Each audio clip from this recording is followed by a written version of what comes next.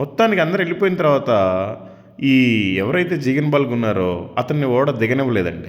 3 రోజులు నానా చిత్రహింసలు పెట్టి అతన్ని ఓడ దించకపోగా వచ్చిన ఆ స్టేట్ ఏదైతే ఉందో తరంగంబడికి అక్కడ డానిష్ ప్రభుత్వం పరిపాలిస్తుంది మన తమిళనాడులోనే.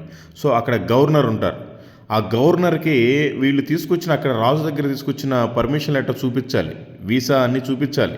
ఇక్కడికి మేము వచ్చాము మిషనరీలుగా, మమ్మల్ని రాజుగారు పంపించారు అని చెప్పాలి. అది చెప్పడానికి కూడా లేదు. ఫోన్‌లు లేవు. అప్పుడేం జేయాలి?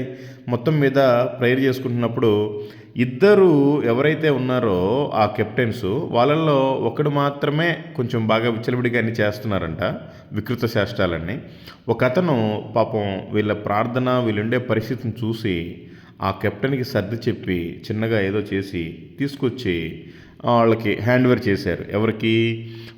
మూడో రోజులు అయిపోయిన తర్వాత నాలుగో రోజు పొద్దున 10 గంటలకి గవర్నర్ ఆఫ్